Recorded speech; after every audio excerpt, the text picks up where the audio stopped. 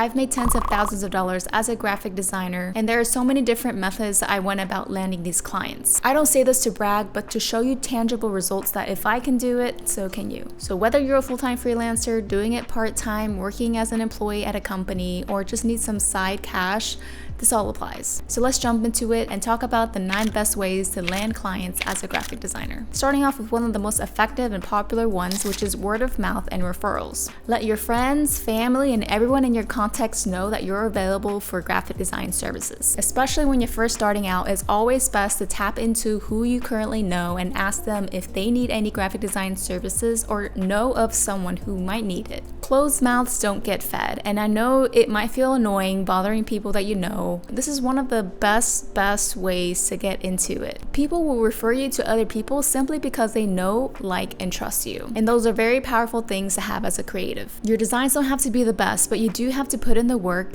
and do good work so that people can continue recommending you. Your reputation is huge in the creative space, so if you do bad work, word is gonna get around, people are not gonna refer you, and people won't want to work with you. A study found that 92% of consumers trust recommendations from friends and family over all other forms of advertising. It's also reported that word of mouth is the primary influence behind 20 to 50% of purchasing decisions, and that just goes to show how much word of mouth influence has on people. The second method is networking. This goes for in-person events, online events, and just connecting with the right people. Attend in-person events, online communities, and places that interest you. For example, you can join your local AIGA club, your marketing club, a business networking event, and communities or places that relate to your interests or niche. It doesn't have to be graphic design or creative. Let's say you like running and you want to join your local marathon. That's a great place to connect with like-minded people, and who knows if they have a network of people that they could refer you to. Networking is a long-term game, so don't go into it with the mindset of you have to sell somebody your products and services immediately. Networking is really planting the seed to build that connection and nurture over time so that later down the line,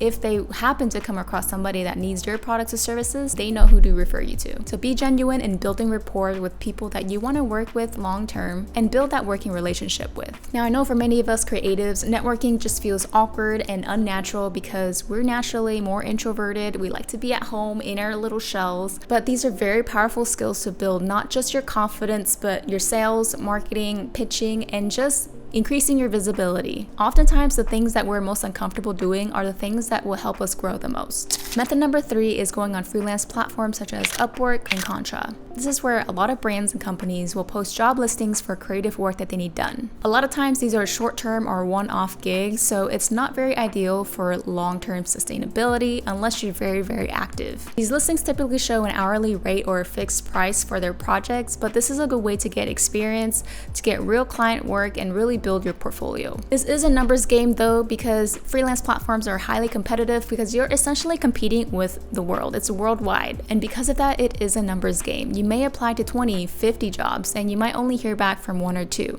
That's why consistency and persistence will go a long way on these freelance platforms. So to stand out on these freelance platforms, you really either have to have a really good, solid body of work, competitive pricing, or a good amount of positive reviews on your profile to be considered. Now, for platforms like Upwork and Contra, it is highly competitive, and because of that, they do charge a fee. So for Contra, they charge a subscription fee every month. For Upwork, they charge you for connects, which is essentially how much you're bidding for a job that you're applying for. Now, even if you don't land a role, scanning these job postings is a good way to gauge what people are asking for, what the market is demanding, and seeing how you can cater your portfolio to meet these demands. So the main pros is that it's easy to access clients and job postings. There's also payment protection. It's great for starting out or if you want a variety of projects, and will help build your reputation and client base. Now, the cons is that it's highly competitive. Platform fees can be high. Many clients on these platforms typically undervalue design work, and it usually takes a lot of applications in order for you to land a gig. And the majority of these projects are short-term or one-off gigs. Method number 4 is posting your work on creative portfolios such as Behance and Dribbble. So post your projects on these portfolio websites because that'll increase your visibility versus just having your own website where the SEO might not rank as high and it's going to be harder for brands to find you. Brands that value quality designers typically go on these platforms so that they can hire freelancers. That's actually how one of my clients found me and ended up working with me for many months. I'm also building a brand on the side that I'm hoping to announce later this year. But Dribbble is also a place where I went to go find a very talented illustrator who could create something that I could not. Method number 5 is going on creative talent agency websites. Now this is where creative agencies and studios go to find quality freelance designers. And these are usually longer term and not short term one-off gigs like the freelance websites. With these agencies, they're often outsourcing their work to freelancers because either their in-house creative team is at capacity, they want to save money, so instead of hiring a full-time person, they want to hire a freelancer, or the current team doesn't have the necessary skills to fulfill a certain project. They're typically willing to pay higher prices for more premium seasoned designers because they're often working with bigger brands. They also know that rotating freelancers every other job is really stressful and time consuming on their end, so your chances of working with them longer term on these platforms is going to be a lot higher than the freelance websites. You should really have a solid portfolio to be considered here, and this isn't recommended if you're just a very new graphic designer who is just starting out. You can look into platforms like Working and Not Working and We Are Rosie. Method number 5 is social media / creating content online. Social media is a free form of advertising, and it's much more informal than, say, LinkedIn, for example. In Austin Kleon's book, Show Your Work, he says that if your work isn't online, it doesn't exist in this day and age. If you want to land more work in clients, you have to be visible and put yourself out there. I know, again, it's scary, but that's the only way you're going to be seen. The power of social media is at our fingertips, and it's easier now more than ever to reach anyone worldwide. This has been my main driver in landing about 70% of client work from posting on YouTube, Instagram, and TikTok. So you want to create content that attracts clients and other like-minded individuals like other freelancers and creatives in the space. So you should be creating content that not only shows more of your personality, who you are, but how you can add value to other people's lives. That way you can attract not only clients but other like-minded people, and it's kind of just a win-win situation. This is going to make your life easier in acquiring clients because clients are going to start coming to you based on what they see on social media. It's going to help build your credibility and authority in the niche. It's also going to help increase your reach and cast a wider net to more people other than your geographical location, and it's going to give people a glimpse into your world and how you think, who you are, what you do, and it's going to be a lot better than constantly selling to somebody, because no one likes to be sold something, right? But social media is a very informal way of selling. As long as you keep providing value, people are going to see the value in that, and then they're going to want to hire you because they know, like, and trust you. If you can show people that you're a creative problem solver, they're going to want to work with you. So whether that's creating content on YouTube in video format like this video, doing a podcast where it's just audio, or posting on Instagram, whether that's an in-feed carousel post or a reel, just post. You're gonna pick up on so many skills like creating content, sales, communication, marketing, and so much more that is invaluable. So you should create content that revolves really around these 4 main pillars. The first one is education and value driven, which is this video, for example. 2 is personal and relatable content. 3 is authority and thought leadership, which is also this video. And 4 is promotional and conversion driven content, which you should only sprinkle in rarely because, like I said, no one likes to be sold to. You have to build and nurture your audience first by giving value. All right, moving on to method number 7, which is job hunting websites like LinkedIn, Glassdoor, and ZipRecruiter. A lot of the job hunting websites are posting full-time roles, so it's really great for long-term sustainable income. But it's also very competitive, so you shouldn't just only be applying to jobs that are open, but actively look and seek out people who are working at companies and brands that you want to work at. You want to reach out to people who are like hiring managers or like the creative directors or the decision makers in that company and send them a DM on LinkedIn or email them. You might have to do a little digging, but don't be afraid to shoot your shot and send the message first. And if they don't reply within a week or 2, send them another follow-up. You will have to be very proactive with this if there's a company or brand that you really want to work with.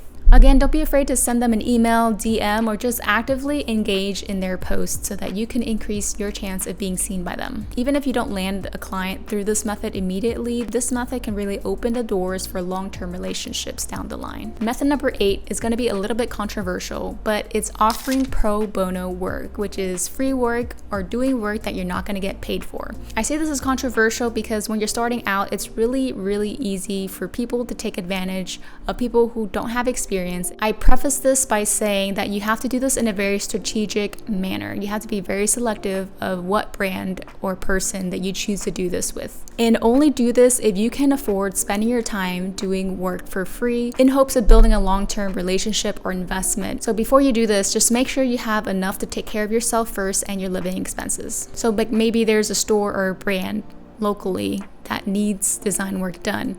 You can shoot your shot, go in the store, ask them if they need design work and how you're willing to do it for free in exchange for either exposure, a shout out, or just to get your foot in the door. But there's got to be some kind of value exchange here. And you should be clear on outlining how much your services normally would cost so that they can appreciate the value of what you're doing for them. And you don't want to downplay what you do so that you can avoid them taking advantage of your time. But yeah, again, do this very strategically with only people and brands that you want to build a long-term working relationship and see a lot of potential with. And lastly, method number 9 is cold emailing. Cold emailing is essentially reaching out to brands and people that never heard of you and that you've never worked with. So essentially, you're shooting your shot with a bunch of strangers, but you gotta do it in a personalized way. It can't be generic emails that you send a blast to 100 different companies for, because your chances are you're not gonna hear back because of how generic your message sounds. So you do have to cater and personalize your emails according to whoever you're sending it to. First, you got to gather a list of the right contacts of companies that you want to work with, whether that's the hiring managers, the creative directors, the stakeholders, the decision makers, or the recruiters at that company. You're going to have to do a little digging, but find their contacts and their emails. Second thing is to personalize your message and cater it towards their business and brand. Like what they do, why you want to work with them, like be specific about the message. Don't make it sound generic because that's going to decrease the chances of you getting seen or getting a response. This is a very time-consuming method, but it could pay off if you word your message very well. Make sure you do your research on the brands that you're reaching out to and highlight how you can add value to their team and how you can solve their problems. If you can pinpoint their pain points,